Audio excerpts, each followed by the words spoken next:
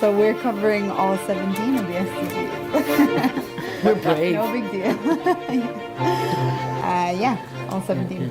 And so, what problem are you solving? Just that lack of understanding around them in the community at a local level. I think the language is difficult, even SDGs, that's one of the ones that came up, I think, in interviews. Our testers said, make the language easier, make it simpler. So it's not that people don't know about things like poverty and climate change and reducing waste, but whether they actually connect that to sustainable development goals. So it's how to make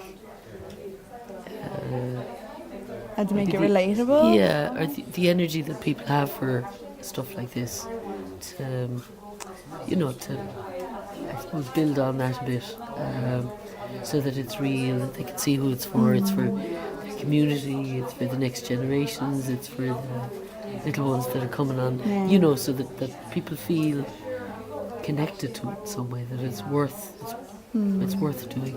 Not in some really kind of ideological way, but that it just practically that they're living and breathing them, but also realizing the benefits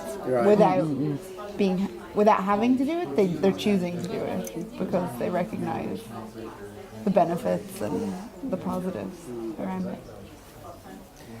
And what are you proposing as your solution? Go for it, Joe. It's we're proposing a trail that's kind of fun and it's interactive, and it uses the resources of the community, but it helps people to learn about the global goals in a way that translates for them.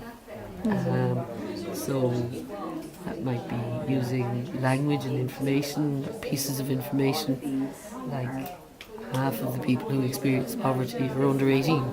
So for young people, that's people like me, somewhere in the world, maybe somewhere in my community, in fact, definitely somewhere in my community. But also maybe using creative ideas, and especially using fun and games. And just different mediums that you wouldn't associate with them, so like music or like Jenga, soccer, trying to get them to work together to get that understanding. No mean feat. So I think you're doing kind of two things. You want people to maybe understand a bit more, and maybe it's about the goal that they don't know so much about, or the fact that they all fit together. But it's maybe going away thinking, I could do something about this particular thing. And maybe that so if it is a trail, that having walked it and enjoyed it and maybe had fun, that no matter what age you are, you do it, you go away with something that's doable, and I can take it on, and so it's not just that was a nice thing to do on a Sunday afternoon, but that there's a little bit after it. I suppose you sustain the learning about sustainable development goals. What you learned tonight about being facilitating that in running the exercise?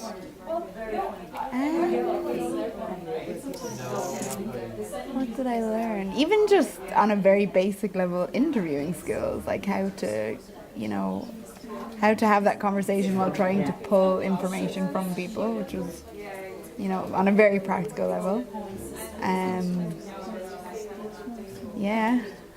I guess. You're kind of leaving the spaces for people. The dot. I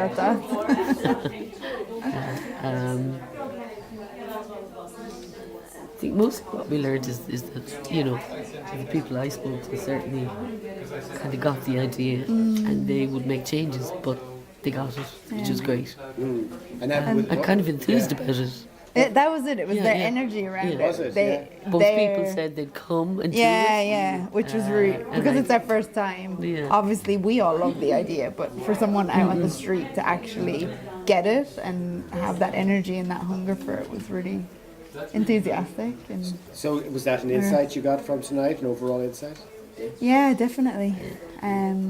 Yeah, just their response to it being positive, and like obviously there was some comments for tweaking it and different things, which were important as well. But just to have that positive response about the day or the prototype, it was, yeah, that was kind of my main insight, I think. Do you think the process helps in that in any way? Do you think like validating that the key risks with it is, you think that was useful?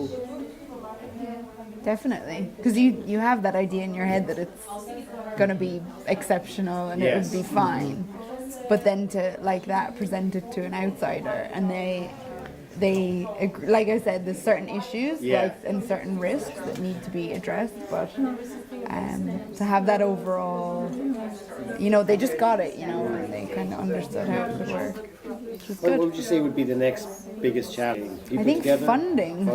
I think because we've quite a lot with our 17 goals.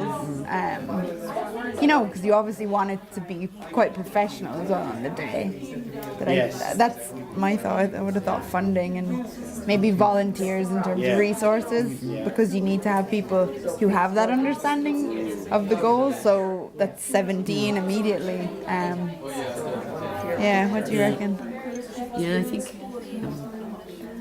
I think some of them have come from tonight.